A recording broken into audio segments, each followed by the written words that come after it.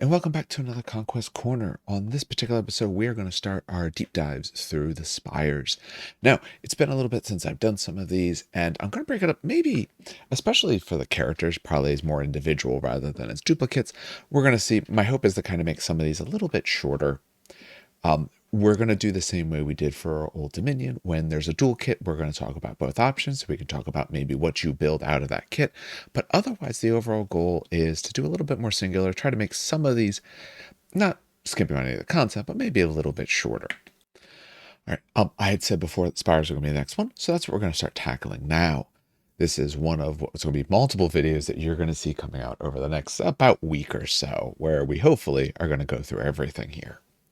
Keep in mind, if you're looking to pick up this or anything else Conquest related, that we do have a discount code, Terrain Kickers. It's in the notes beneath on YouTube as well.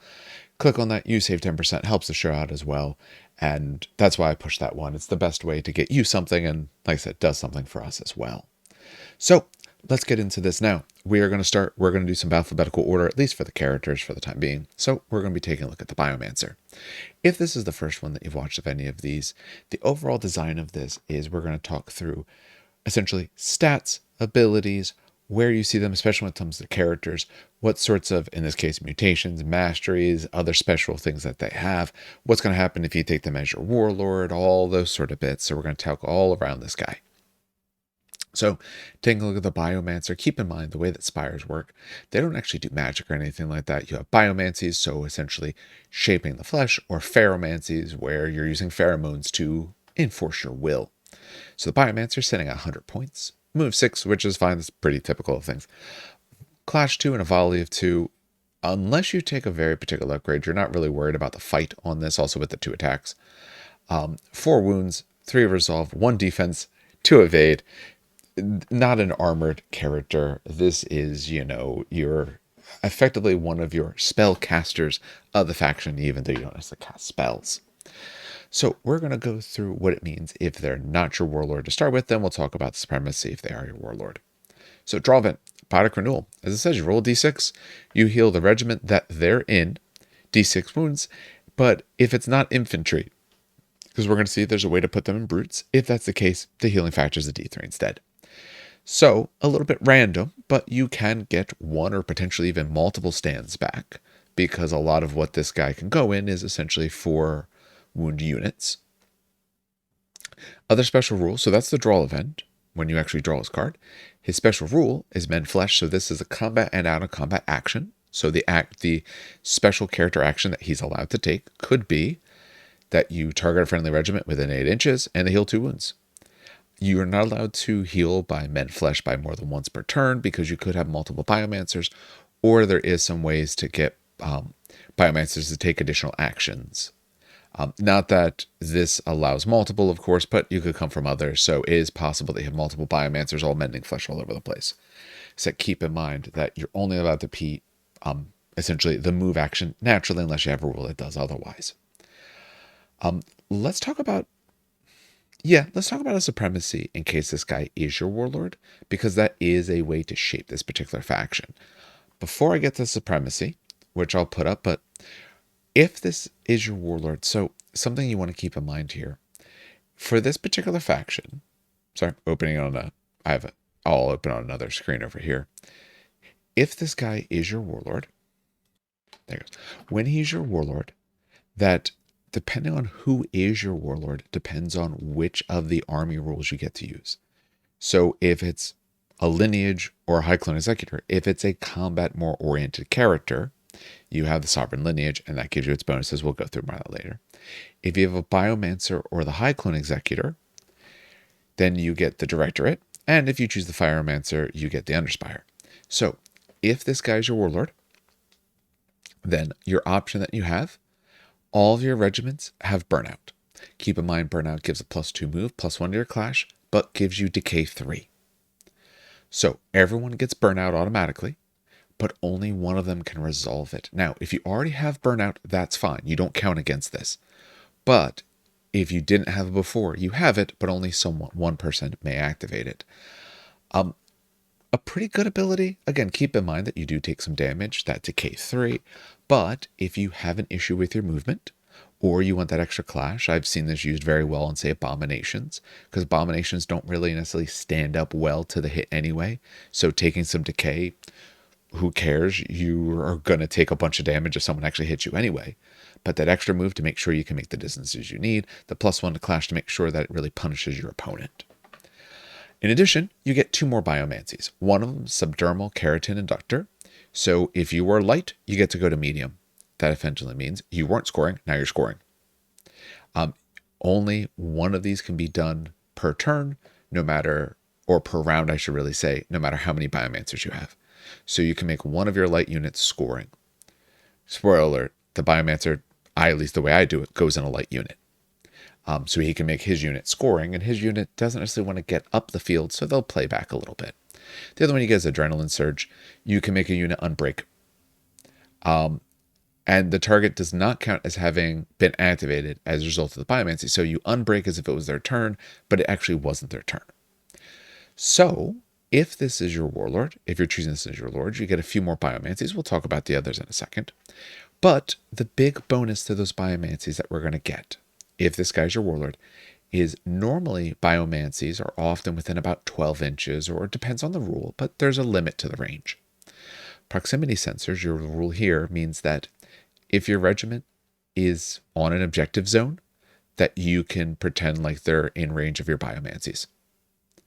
So notice it's friendly Biomancers. It's not necessarily just your warlord. So if you took more than one, works for all of them. Let's get a little bit into the Biomancy so we can discuss a little bit about what this unit really does. So if you're a Biomancer, we already talked about the 2, if you're taking as warlord. I'll discuss a little bit of if I think that's a good idea or not, but if it's your warlord, you essentially can get a light to a medium, and you can unbreak a unit. For the way Biomancies work, these occur after your draw event step, but before your actual actions. Naturally, you can do one. There is a way to be able to do more. So, Unstable Enhancement. You draw your next command card. That occurs after this unit. You look to see if they're within 12 inches of the character stand. It acts immediately at +2 March with +1 to clash and volley characteristic until the end of the round, and then it gets decay. It's decay 3 effective if it's infantry, decay 4 if it's brute or cav, 6 if it's a monster. Effectively, that's like giving burnout, but not exactly the same because it doesn't eat up one of your burnouts. The other feature to keep in mind is that burnout only actually affects your clash. This affects your clash or volley. Clash and volley, I should say, not or. So we talked about if it's your warlord, everyone gets burnout. Using this Biomancy effectively gives burnout as well. Although I will say, the nice part is you get to activate them immediately. However, you'd want to be careful because if it is something heavier, like a brute or a monster, it might take a bunch more damage because the decay scales in this case. It's a bigger decay if you're something bigger and tougher. Harvest Essence. So again, target within 12 inches. Has not activated this round. The regiment either gets -1 to attack or -1 to its defense until the end of the round. Then the regiment you're in gets +1 to that stat. So you can lower someone within 12's stat by 1, and then you get to up yours by 1. Where I would use this quite a bit, or where I see using this, for the regiments, I tend to put the Biomancer in. I'm not really about the +1 to the attack, although that can be good if you put it in certain units, especially if you end up putting in the brute unit. We can, and we'll talk about that in a moment. But the defense is pretty nice. If you have a unit that is further back, you know they're not just going to get involved in the fighting, and your unit is a little further forward, then you can buff your own defense, especially in my case, because I tend to put this guy in units of drones. Drones have a base defense 1 with a shield. This gets me an extra 1. Now I'm sitting more on defensive 3. Now I actually have respectable defense for this unit. So not the primary one I use, but if someone's about to hit your Biomancer's unit and you can fight, you could take the fight. Or if you're worried about being able to survive the hit, I much prefer the defense. Catalytic Rupture. So again, within 12, or if this is your warlord on an objective or within 12, your regiment takes d6 plus 1 hit, and enemy regiments that are in contact with it, no matter how many there are, take the same amount. Counts as flank. This is the same thing as your catabolic node, although now it comes from your Biomancer, and you still have your catabolic node if you bought one. I've seen this used actually really well. I've seen this used when it's one unit and, okay, if I lose my unit, so be it. Engage with multiple other units that are either very close to breaking or very light on models. And again, it counts as from the flank. So if they have shields or phalanx or anything like that, they're not getting into those special rules. So you can really get some damage down. Now, what's also nice is we do have some pretty defensive or decently statted units. I did use this to, unfortunately, a very bad effect with some Avatara. However, their stats are pretty good, and when I was going against had much worse stats. It was just dice rolls. But if your stats beat out your opponents by quite a bit, and you'd really like to have a lot less of their unit there, this is a nice thing to be able to do. Grand Virulence. Target a friendly regiment within 12 inches of the character stand. They gain deadly blades or deadly shots. And then the character continues the rest of activation. This is really good if you can get it on marksman clones. Deadly shot works really nice on them for anyone who doesn't remember. If they roll a 6 on the defense, they take 2 instead of 1. For shots, it's in ranged. For blades, it's in close combat. You do have to be very careful when you time this. 1, you have to be within 12 inches, of course. And 2, you have to make sure the Biomancer is going first. There's times when you're looking to, say, alpha strike your opponent. My clones are in a good spot, my marksman. I want to be able to shoot into that unit, do some damage before they come rushing into me or someone else. Yeah, but the Biomancer kind of has to go first. You need to do. There is ways to trigger multiple activations. We'll talk about that. But the Biomancer has to go first, so you have to time things a little more carefully. When I played him before, I would say this is a reasonably high skill piece, the Biomancer. Because when I played it, I was mistiming things. I wanted this to go off, but I was putting my other unit first, and there's better ways to have done that. So this is very strong. You just have to be very careful with your timing. This can't be the I need it in the round where I go before you because of what's about to happen to me, unless you've set yourself up appropriately, and we'll talk about what that means. Essence Transfer. This is one that's kind of the weirdest, but it is actually very strong. You draw your next command card. If the regiment is within 12 inches of the character stand, you take the commands card at the bottom of your stack and replace it with the one you just drew. So, Biomancer's going. It's after your draw event, so you did your Biomancer renewal. Now you're doing your Biomancies. Look at your next card. Are they within 12 inches? Yes. Then you may swap the bottom card for this card. Then that regiment, I should say, gets to go. When they're done, then the character continues on. So, let's just talk about this from the base. You're only doing one Biomancy, nothing fancy. We'll talk about mutations and masteries in a second. Let's say you're just doing this base. When we take a look at some of these Biomancers, and also let's assume not the warlord for a second. So, let's just talk about these base ones right here. Obviously, unstable enhancements means you can give someone burnout, even if they're not your warlord. Effectively give them burnout so you can buff someone's stats. Very useful. This is a faction, especially if you're taking him as your warlord, you're not getting the other potential buff that Sovereign Lineage gets you. So you can kind of stack one unit that you really need it on. Harvest Essence, obviously, if you need to swap some stats. Pretty good. Catalytic Rupture, someone somewhere that you want to be able to put some damage on. If you're the person who likes taking catabolic nodes, here's a free catabolic node. Grand Virulence, giving either deadly blades or shots. Very strong. Timing's a bit of a thing. For Essence Transfer. So when we think of Essence Transfer, to me what's really nice about this is when you don't know which unit you're going to want to go next. So let's say I am behind the 8 ball in terms of activation. So I have more activations than my opponent, which means in the round, let's say it's round 3, round 4, doesn't matter. In that particular round, they're more likely to get the going first thing. However, I have 2 different moves. I can tell pretty well what they will probably want to do, which means my unit that they're teed off on, I probably don't want to go because they're going to be at a disadvantage if I lose this roll, and I'm more likely to lose it. Then I'm going to be acting with a much weaker unit, which means that my first hit is going to be worse, and then their follow-up that they have in the next unit after that, essentially they can kind of snowball their turn a little bit on me. If you have the advantage in activation, you can still apply this because there's nothing wrong with safety nets. Actually, when I was playing Song of Ice and Fire the other day, as I was telling the player I was playing against, my friend, I said, I don't like charges over 2 or maybe a 3 because I've rolled enough 1s and 2s in that game and failed charges kind of thing. But especially, like I said, if you have more activations, therefore they're more likely to go first. So this is the unit I'd like to go with, but if I get hit first, I really don't want them to go. And there's another unit that, oh, they're my backup choice.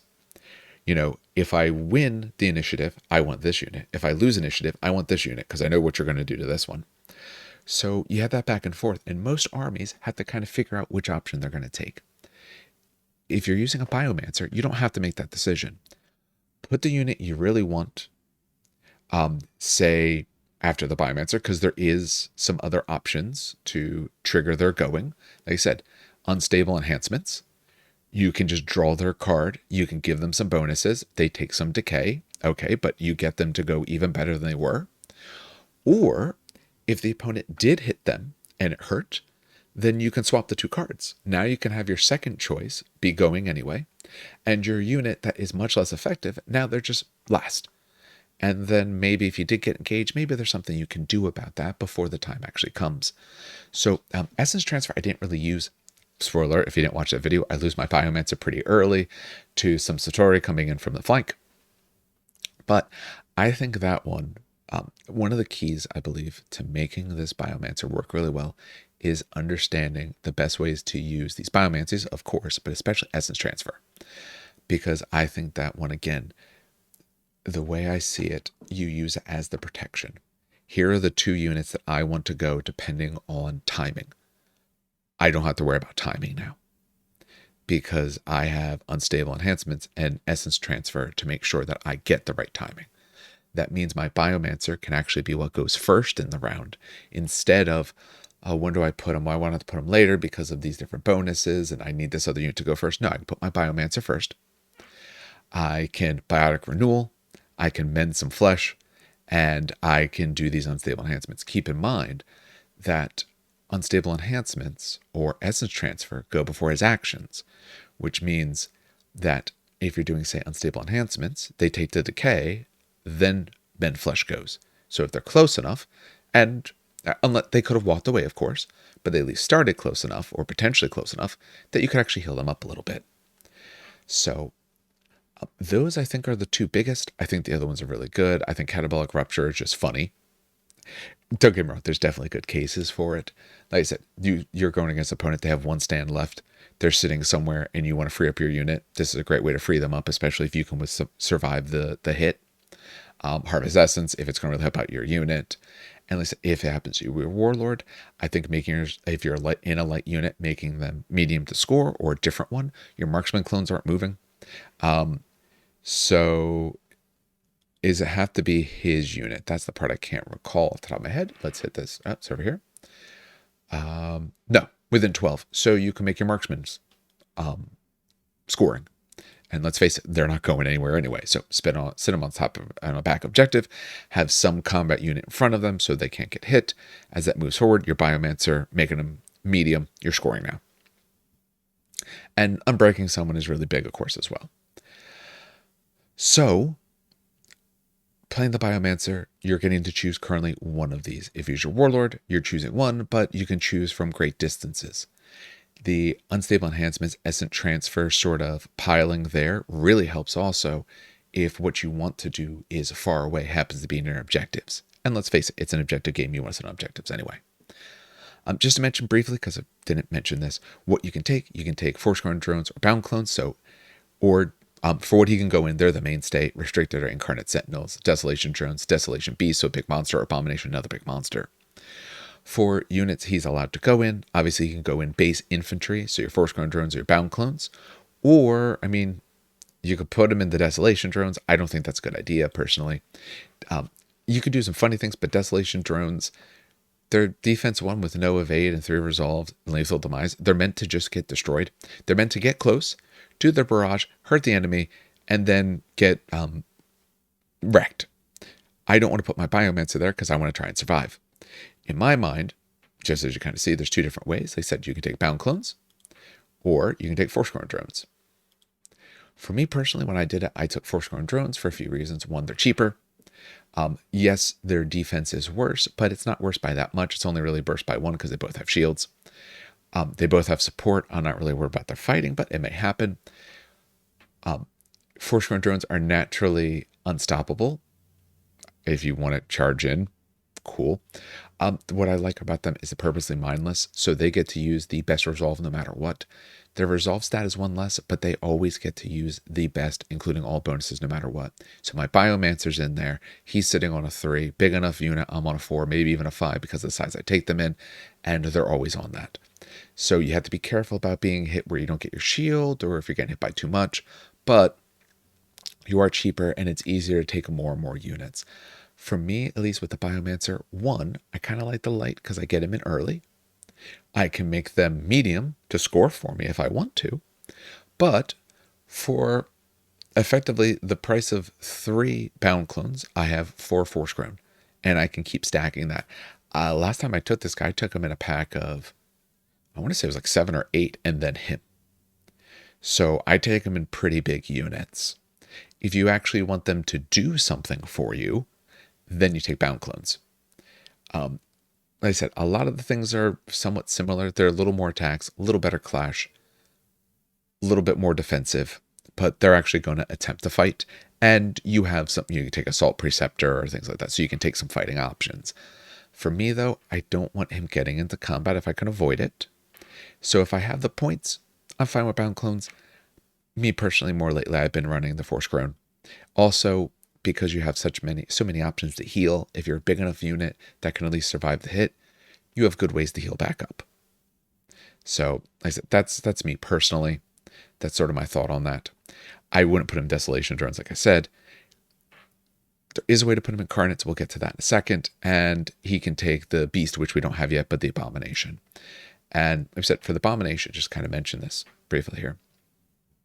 The Abomination is 4s and 3s with 10 wounds for a monster. That's pretty low. Most other monsters are like 16 wounds. But if you notice, Clash 2, 10 attacks with Flurry, so getting the reroll, and Cleave 1. Well, if I can get that to, say, a charge, it's on 3s.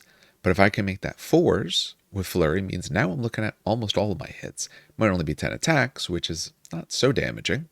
But if I give him either Burnout, or I give him Biomancer special Burnout, move 12, so I can make sure I can get to where I want. I'm an extra Clash 3, I charge Clash 4.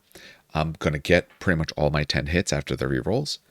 At Cleave 1, if I'm hitting a little bit of a lighter opponent, or I happen to be hitting the flank of someone, now I can really dish out a lot of damage. So I do like it on the Abomination because at 10 wounds, if someone wants to take him out, he's going out anyway. So at least this way you can hunt. You can get some, you'll take some wounds back, but that's fine. But now you can hunt something that's either a little bit stronger, or you can help guarantee the thing that you were going at before is gone, or is at least horrendously crippled. So I'm not going to talk too much about Desolation Beast because it's not out yet. We don't know what it's going to look like. They could absolutely change stats on it. I will say overall, though, absolutely awesome. Very few attacks, but hey, it gets a whole lot of other stuff. So we'll see what it looks like later, though. Let's talk about some masteries first, and we'll talk about some mutations. Now, I'm not going to go through every single mutation, but I'm going to talk about the ones that I think synergize well. We'll start with masteries. You can take tactical or masteries of the flesh. Remember, you get one. First of all, mindless protectors doesn't work.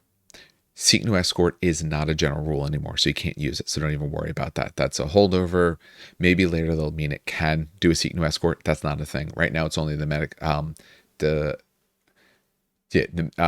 Assassin. Attractive pheromones, you get flank. No, don't bother. It's a waste. Biomass abundance. You may purchase more than one officer. You can only have combat to 4 different command stands. Don't care about any of that. Useless for this guy. Here are the good options, and we're going to talk through a little bit of the different ones. Plague Lord, I don't care for him to have Aura Death 6. Yeah, cool. There's other ways to get Aura Death to the whole unit if I really want some Aura Death. And if you're already into the unit, you're already doing well. So, Master of the Flesh can only be purchased, it may be purchased by more than one character stand. The character stand can get 2 character actions per activation. In addition, may resolve 2 Pheromancies or 2 Biomancies. So for 40 points, we talked before about only doing 1 Biomancy. You can now do 2 of them. So you can be making your unit, if say he's your warlord, make your unit medium, or a biomancer in general is your warlord. Make your unit medium, and then either go with the next unit or go with the unit at the bottom, depending on which one I want. You can now, use your renewal. Sorry, it was a biotic renewal. Oh, sorry, mend flesh. You can use that because, hey, that's one of your actions. I can do that on break. I have no more options. The biggest thing in that one is the fact that you get to do 2 biomancies. We talked about how good some of them were. Now being able to do 2 is huge. Flesh Carver. Anytime there's a healing, you get heal +1. Add synaptic coordination. Your biotic renewal, instead of the D6, it's 4 infantry, 3 brutes and calves. We're going to talk about why Flesh Carver is better. In general, stat-wise, it's generally better. Actually, we'll get into that now. So, 1, synaptic coordination, it is cheaper, so let's keep that in mind.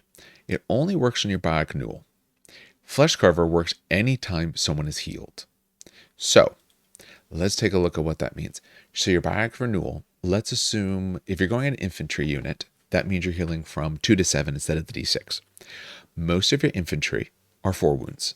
And I said most, I meant all. I actually just checked. I thought there might have been someone different. No, all of your infantry, several of your brutes are 4 wounds, which means on that D6, if you naturally roll it, you can roll a 1, you don't get anyone back. Let's assume you haven't taken any wounds or you're down a full stand. Now you're doing 2 to 7, so if you are down 1 full stand with no extra wounds, you're guaranteed getting something back. And very likely getting something back, even if it's something heavier, because some of your heavier units, you're looking at like incarnates, I think are 6 wounds. Now if you roll a 2 up, you're getting at least 1 incarnate back if you don't have some damage. If you do have a little bit of damage and you roll a more average roll, you now can essentially heal up a unit, say get another one back, or maybe bring back something of a heavier type. If you're looking at centaurs, they're 5 wounds or something. The other option is nice, but it fixes it. So a flat 4, yes, in general, that will get you an extra back, but you can never go beyond that. In this case, if you happen to roll a 5, you're getting 6 wounds. If not injured at all, you're getting 2 stands back. 1 full stand, another stand at 2 wounds. Where the other one, you're not necessarily doing that, or you're not really going to do that. The other thing is it makes it a little bit better for some of your brutes or heavy things. A flat 3 pretty much brings back 1 of anything, but again, if you're 1 wound down, so say you have a centaur, but 1 wound on a centaur, heal that back, the other 2 is wasted. Whereas the other case, yes, there's a chance I waste it, but if I happen to roll 50% of the time a 4 or 5 or 6, then I am still getting it back. In actuality, even if I roll the 3, 4, 5, 6. So 2/3 of the time, if I roll that 4 wounds, if I'm down 1, get 1 wound back, still have 3, another centaur. So yes, the other one is more consistent, but the consistency you're not really losing out much on because you're only looking at a 16% chance to get worse. In reality, you have almost an 80, probably a little bit less than 80, but at least a 75% chance that it's always better. So if you're really going for that sort of healing version, that's what you do. What I will say, though, is Master of the Flesh, I just love. So Flesh Carver is great if you're really trying to look for that healing. If you're running more than 1 Biomancer, absolutely. But one of my Biomancers is taking Master of the Flesh because I want more Biomancies. I want more options, and we'll talk about what some of those options are like. You know what? Maybe we should do that now. So here's why this is potentially as strong as it is. Biomancer is one way if you want to get, say, 4 activations. Here's how you do this. You take the mastery, so that way you can do 2 Biomancies. You've stacked your deck, Biomancer goes first. So Biomancer goes. He heals someone, you can mend someone's flesh if you want in a moment after your Biomancy. But then you use either Unstable Enhancements or Essence Transfer, depending on where you stack things in the deck. Okay, when that's done, you get to do another one. So then you do the other. And then after that, because there isn't a thing that stops this, if you actually read the rule for, keep in mind, when your character goes, when they are done, you may draw the card underneath them. And if it is the unit they are in and it has not gone yet, it may go. The rule on character stands currently, and maybe this will change, we're currently in August. The rule is currently that cannot cause additional activations, but not that you can't have them before. So if pulling the regiment that your character's in would somehow let additional regiments go, they may not. That's not what he's doing. Before he's done, he's had two regiments go. Then he's done his turn. Or then he actually does his turn. Then he is done. Then his own stand can go. So that does mean, if you time this correctly, you can get essentially three regiments as well as his character to go before your opponent gets to go. We know how big it is for the High Clone Executor's ability where he can have multiple units go in a row on one particular turn. The Biomancer, if you stack it correctly, can do it multiple turns. We talked before about that idea of, I want this unit to go first and this unit will be the next one depending on what happens. If you take this event, you could actually have them do a 1-2 punch. And if your opponent ends up going before you, okay, you could still do a really good one punch and a pretty good follow-up or a decent follow-up. And you could even, if you're worried about it, stack your deck entirely to just take advantage of this. Oh, I know what you're going to do or what makes the most sense for you to do. I'll stack it for two other things. And if they do something that you weren't expecting, then you don't have to do the essence transfer. You could just put we know sometimes you want to put a unit at the bottom because, okay, they're not going to be in range, but if they're in range, I'd like this to happen. You could always make that the bottom one. You don't have to use it. You instead could just have him go, another unit, and then your unit he's in. If you're really trying to play into that, having the unit be able to be maybe then the bound clones to actually be able to hit someone, I could see that. Or if you want to do it that way, you can put him in a brute unit, in particular the Sentinels.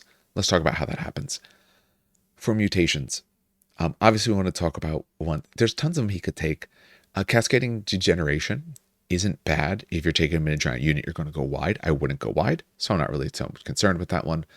Degenerative Aura, gaining Lethal Demise, and Regiments of Contact we cannot heal. I do like taking that with my clones because my clones tend to die in droves, and then I heal them back, and that means every time you deal me damage, you're taking damage, because let's face it, my clones aren't hurting you in combat most likely. Fun. Maybe not always the best, but fun.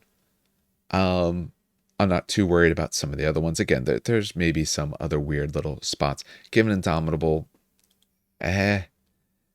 you get to pass a failed morale, and you get a couple little extra things. I'm not so concerned with that in general. Let's go to the ones that are actually pretty interesting for him. Sensory Augmentation, you could make some use of, especially with some of the other things we talked about. So when his card comes out, you look at the top card of your opponent. You may then draw and activate your next command card instead. So if you want to forego him for the time being, should you forego your character's stance activation, place their card on top of your command stack. So if you want a cheap way, again, of trying to tailor exactly when certain things happen, I could take a look. Oh, I know they're going to move forward. I want to save my healing for what they're about to do. You can do that. So if your goal is to play around with the deck, that's another option. But hey, the Biomancer already kind of does that. I'm not quite as concerned about that. Although if you're really trying to be very careful about the timing of things, that's a little bit more of a timing piece. For the one we want to talk about, there it is. Avatar Projection for 10 points.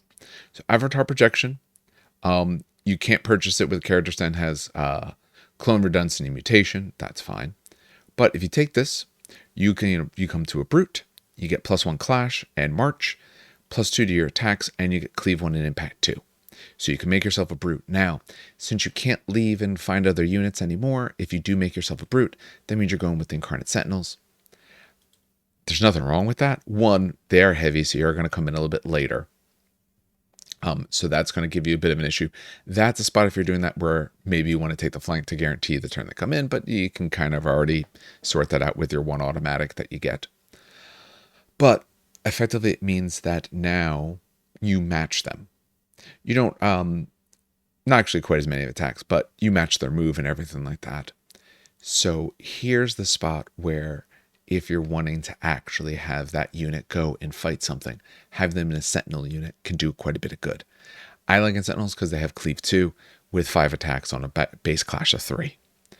So putting your Biomancer in there, you don't necessarily need some of the other things. Some of your Biomancies now change a little bit, but your Biotic Renewal, especially if you took that Mastery to get a +1, 6 wounds means on a 2-up, you are getting 1 full 1 back, and you have an option of potentially getting more than 1, or getting 1 back, I should say it this way, getting 1 back even if you're already multiply injured. So you could be down 3 wounds, and if you roll a 5 or a 6, you're getting full wounds in that one, another one back at half wounds. Your defense and resolve is much better in general, so you're going to survive a lot easier. And you have Biotic Renewal, and then you could also Mend Flesh. Your Mend Flesh currently, if you get that +1, you're healing for 3. And that is enough to bring 1 back. So between the two, if you roll decently, you could actually get 2 stands back. If I'm doing it that way, I'm probably putting him in a 4-pack instead of just a 3-pack because I want to make sure he sticks around. But now I'm looking at maybe spending a lot of points for this guy. If you're taking Incarnate Sentinels already, you do it. But now if I'm allowed to do 2 Biomancies, I could Unstable, Essence Transfer, then have him go in his unit. That means I could effectively get 3 good potentially 3 very good combat units to go before my opponent goes again. And I have options to be healing up quite a bit in the meantime. Also keep in mind that even if your Biotic Renewal won't go off because maybe you're already broken, if you are taking that upgrade so you can cast 2 of them, you get 2 character actions. So you can unbreak your unit and then Mend Flesh to heal them up as well. So Biomancers, I think it depends on what you want to do. I think you can get by on them pretty cheap. I don't think they have to be your warlord. I think you get some nice bonuses if it's your warlord. But even if it's not, I think it still works out just fine. I think if it's not, then you can still do almost all the tricks we talked about, but you can't make light unit score, and you can't auto unbreak someone. Keep that in mind though. If you did break and he is your or a Biomancer is your warlord, then yeah, you can't do this, but you can unbreak them with a Biomancy and then still heal someone or whatever else you may want to do. So that's a bit about the Biomancer. They said, I played him before. I did a really bad job with him. I'll just be honest. I didn't play him very well. And it took me till afterwards when I really sat down and thought about the things I'd want to do with him. Thinking about how many actions I could potentially get out of him, the ways in which I can use his actions, and the timing of it is really important. Like I said, I screwed up the timing. I think doing things where it's like, okay, I'm giving deadly blades or deadly shots. Okay, I kind of want him to go early. And I'm used to, in my other factions, my heroes going late. I'm not trying to delay with them. And my heroes want to go late because they want to do something. He wants to go early. He tends to want to go rather early in the round. If he's not my first activation, assuming I kid him out in some of the ways we talked, if he's not my first activation, he very well might be my second. The thing that might go first is that one unit that's just, teed up for the hit. Say one of my monsters that's just ready to go in and do something fun. And then it's probably him. And I'm either taking the bonus heal to be able to do all that with him, or I'm taking so I could do extra Biomancies. I think it's absolutely fine if you want to take 2. I think the sort of units he can take are absolutely fine. I think, especially if you want to put him in some clones, that you can get him pretty reasonably cheap as the sort of tax of his unit. And you could have 1 heal better. You could have 1 be throwing out 2 Biomancies. And say you're also stacked either for burnout or taking one of the other things. Now you can get a lot extra out of what you have as long as you can time it well and you can keep him alive. I think one of the worst feelings is losing him very early. So if you're taking whatever you're putting him in, if he's going Incarnate Sentinels, pretty survival, but shows up a little bit late. If you take him either unit, the other 2 units, drones or clones, I think you want to take a pretty sizable unit of them. Because 1, he has ways to heal them back. 2, he has ways to, depending on other things you take, deal damage to your own unit or catabolic nodes or catabolic ruptures, all that sort of stuff that you may want to do. And he's only going to do good for you if he's around. So unless he's in that unit, unless he's in Sentinels, you're not really taking him for his fighting. So you might as well put him in a big old block of the other ones and dare your opponent to come deal with them. Especially, other option, if you get the mastery so they have lethal demise and you can't heal. Your opponent doesn't necessarily want to fight that, especially if it ends up being something that's sitting on, 20 plus wounds that has multiple ways to heal back up. Most of the time, I don't want to fight that because I'm going to lose not as much as you, but I'm going to start really taking some losses, and my unit's probably going to be a lot smaller than yours. All right, well, that's everything about the Biomancer. Let me know what you think. Let me know what your thoughts are on this particular model. Do you take them? How many do you take? What kind of upgrades? In terms of mutations or masteries, do you do? And if you've done the effectively 4 activation thing, how's it worked out for you? I don't think it'll always work that well, necessarily, but I think it's a really cool thing to try for, and I think it absolutely, if in some of those turns, it can be a game changer for sure. We've all had times where, you win the roll and you got exactly what you needed. Here's a way to, one, cover for it if it doesn't happen, but get multiple things. We've all had the time where, no matter what happens, one of my units is getting blasted. Maybe not now, because now I can have both my units that were going to get blasted go ahead. So, all right, that's everything for this particular video. On the next one, like I said, we're going just straight down the order, going through the characters first, and then we'll go into other things after that. They said keep in mind that if you want to pick up anything for Conquest, we have a discount code in the show notes below. It's Terrain Kickers. You save 10%. Helps us out as well. Helps me be able to, keep up with all this stuff and keep going into the future. All right, that's enough for this video. So on behalf of everyone here at the show, then, have a good hobby. It's a great gaming.